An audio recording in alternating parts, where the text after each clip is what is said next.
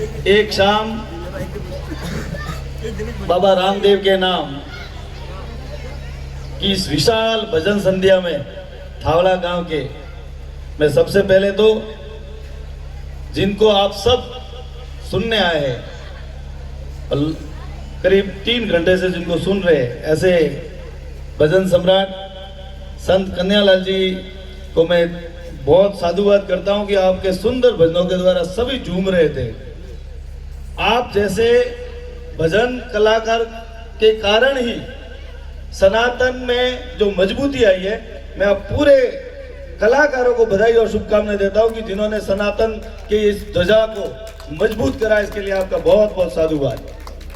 लेकिन साथ साथ में कन्हैयालाल जी, मैं आपको याद दिलाना चाहूंगा 40 साल पहले, 50 साल, 100 साल पहले की अगर बात करें तो भजन में जो सनातन को, संस्कृति को मजबूत करने का काम किया तो इस समाज ने किया था, मेघवाल समाज ने, जिन्होंने एक एक गली में जाकर भजन गाकर इस सनातन को मजबूत करने का काम करा था। ये आपको और हमको याद है, हम जब बचपन में थे तो अगर देखते थे कि भजन कौन गा रहा है तो कोई न कोई मेघवाल का भाई ही भजन गाता था और सुंदर तरीके से।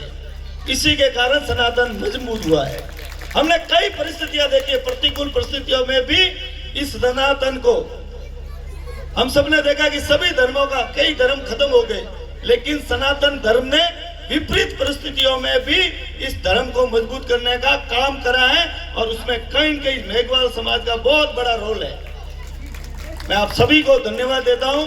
आज जिस प्रकार से बाबा रामदेव जी सामाजिक समरसता को हमें आगे बढ़ाने का जो अवसर देते हैं, बाबा राम साहब पीर ने जो सामाजिक समरसता हमारे बीच में फैलाई, हम सभी हिंदू भाई हैं, सनातनी हैं, ये भाव हमें, हमारे बीच में किसी ने पैदा किया तो बाबा राम साहब पीर ने किया था। इसलिए हम सब 36 कौम के भाई बाबा राम साहब पीर के सामने मस्तक होते हैं, नमन करते हैं। हम 36 कौम के भाई भाद्रपद में हम सब पैदल यात्रा करते हैं, हम गाड़ी के द्वारा जाते हैं, बाइक से जाते हैं, ट्रेन से जाते हैं और वह अपार भीड़ के साथ में मेले के दर्शन करने जाते हैं। मैं आप सभी को इस पावन पर्व की बहुत बहुत शुभकामनाएं देता हूं। मैं सभी भक्तों को, रामदेव भक्तों को, रामदेव युवा फोर्स को बहुत बहुत बधाई देता हूं, जिन्होंने इस तरह की लगातार भजन संध्या करे।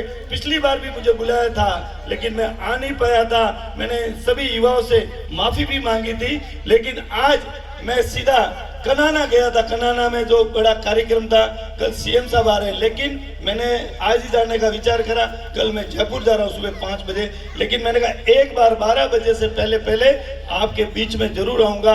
आप सबके, सभी माताओं के, सभी बुजुर्गों के दर्शन करने का जो लाभ मिला, युवाओं से मिलने का अवसर मिला, आप सभी का खूब खूब साधुवाद। मैं आपको विश्वास दिलाता हूं, अपने इस क्षेत्र के लिए, खुशहाली के लिए मेरे जितने भी प्रयास होंगे उसमें कोई कमी नहीं आएगी, इतना विश्वास दिलाता हूं।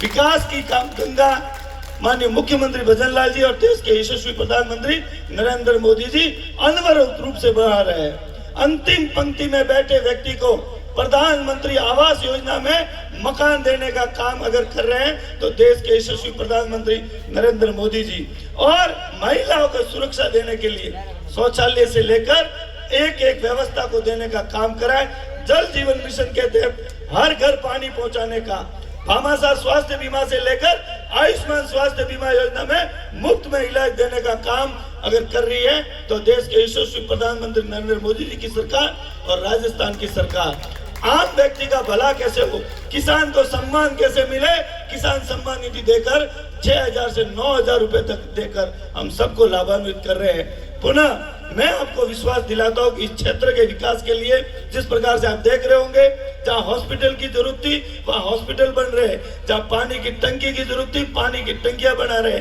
जहां रोड की जरूरत थी रोड बना रहे, जहां पुलों की जरूरत थी वहां पुल बन रहे।